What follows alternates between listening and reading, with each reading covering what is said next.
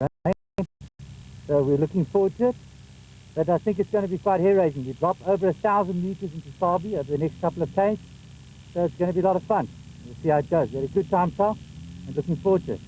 Leg 1, a 167-kilometer stage, with the route running from the edge of the escarpment east of Leidenburg and next to the Longtom Pass.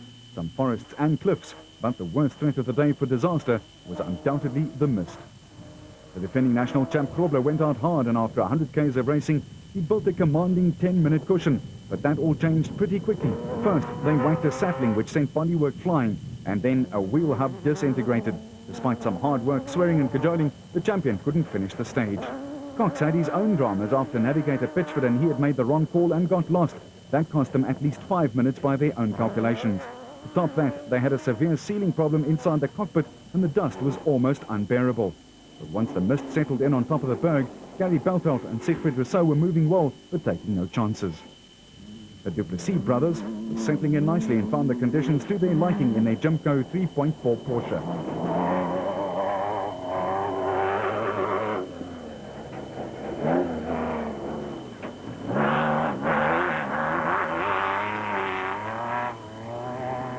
Superpave's brother and son combination, the Walks, were still basking in the afterglow of their prologue runners-up spot and were also cautious. In contrast, Variawa and Vansel were going as hard as they could and were picking up time in Class A. Their Porter 4.6 was sounding great. Bevan Bertelt and Nick Solomolela and their bat had to work hard as they were trying to make an impression on the class leaders. Clint Gibson and his co-driver Marcel Trethrui, who was experiencing of all things car sickness in their back Chevy. They had finished 8th in the prologue, proving that they were quick. The spectators enjoyed them too. Comrades runner Nick Harper and his son Ryan were looking for victory number 2 of the 05 season.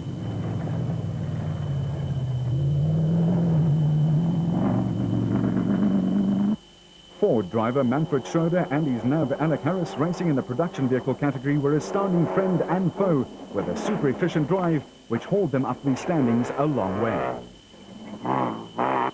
In the Nashua mobile car, the lanky Terence Marsh and Michael Whitehouse were leading the Class A struggle, but perhaps he was going a little too slowly, sticking to his strategy of caution first.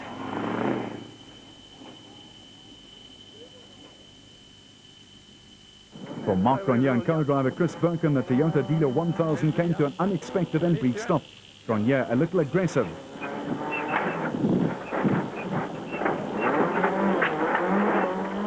He rolls it once and then tries to get it going, and then the real drama starts.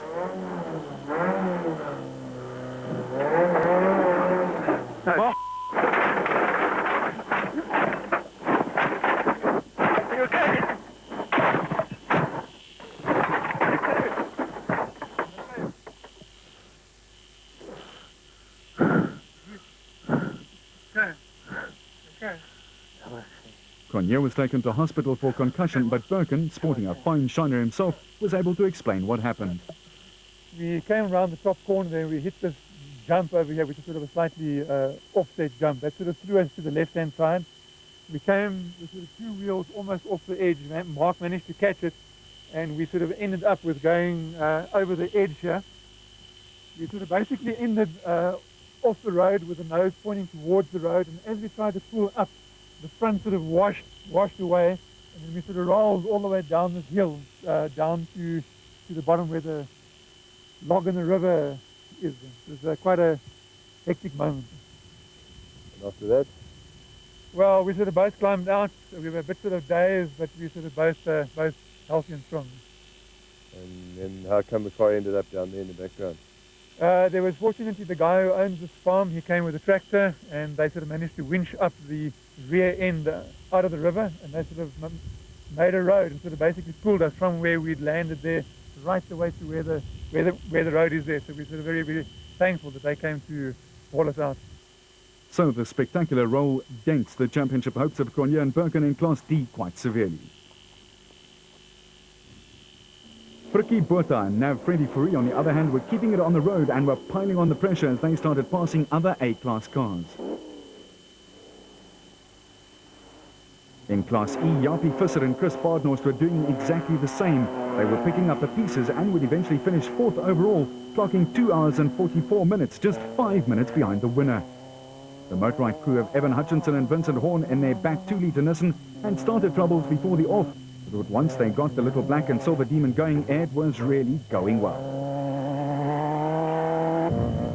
Unaware that his brother had taken a big tumble, Gavin Cornier and his navigator Robin Houghton upstaged a lot of the big names.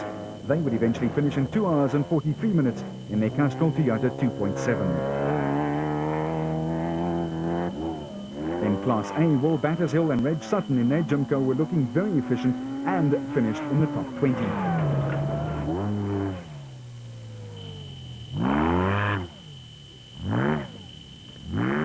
The Ryobi Mitsubishi of Henry Zermatten and Bodo Zwegler has been ultra consistent, in fact so much so that they hold the world record for finishing off-road events.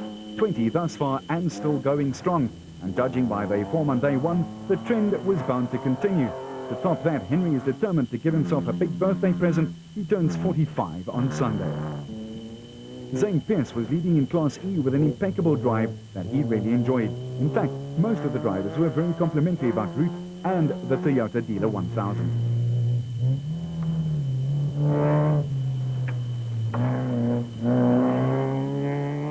Paolo Piazzamuso and Oki Furi and another of the Castrol Toyota 2.7s recovered well after finishing out of the top 20 in the prologue.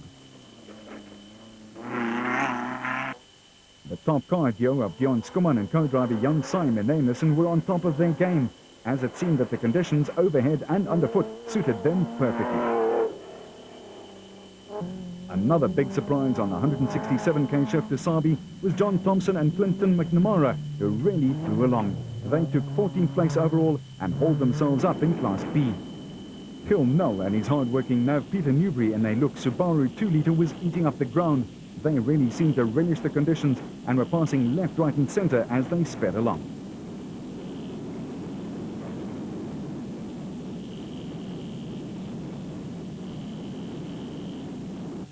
Class B and Ernest Corbett and Warwick Wilson and their Audi-powered 1.9 were clearly enjoying themselves.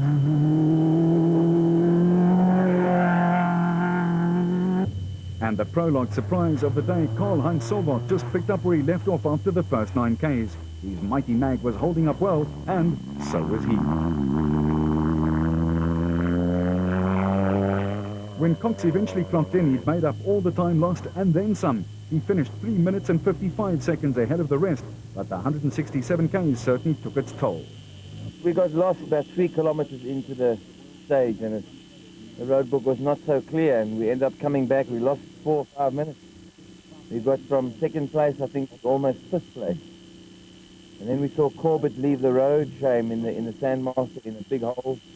But then we ended up coming into the mist, and really, literally, you couldn't see 2 meters in front of you. It was the worst day we've ever had, must be honest. But, you know, all in all, it was long and tedious in the forest. You know, you have to always control yourself because you can slip off the road so easily. So, sure, for a rally stage it was good, but it was quite tough for an off-road. A lot of concentration. But we hear that we didn't realize that Hannes, we thought he was gone. I mean, after we lost the time this morning, and we thought, let's just settle down and go another place. We heard that he's out. He's broken something. So, you know, the race is not over. It's a long way to go. And the idea was to conserve the car right until the last day, which... You've got that right, haven't you? We have to do that now, yeah. As for Krobler, he incurred the maximum time penalty for not finishing after that broken wheel. He's more than 3 hours behind his main challenger and teammate Cox. It was a tough old day out there for the defending champion.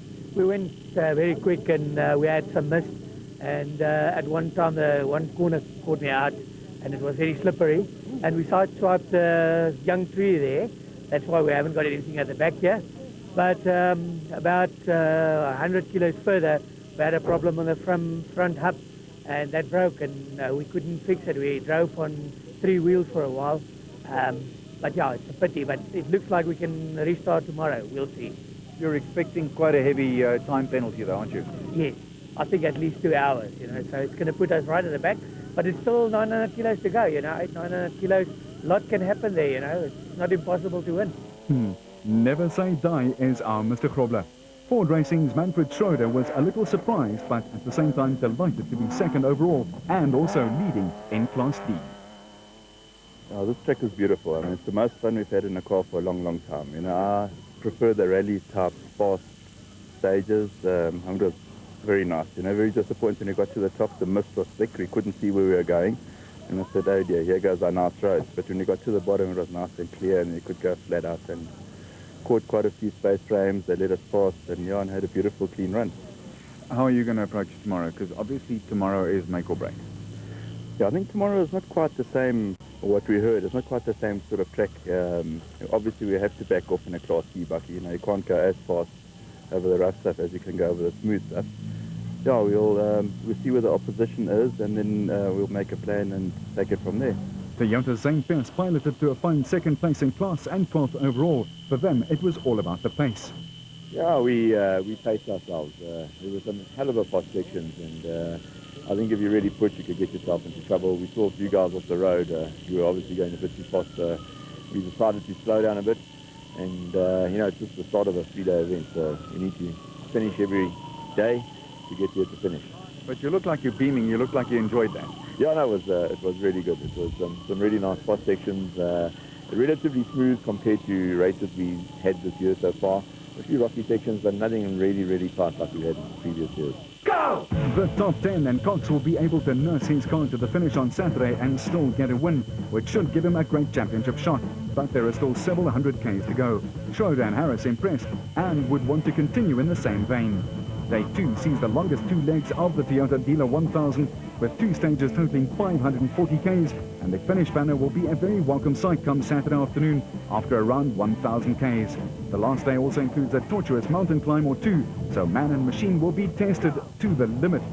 The FIA are also along for the ride to observe on whether South Africa can indeed present a round of the FIA World Cup for cross-country rallies.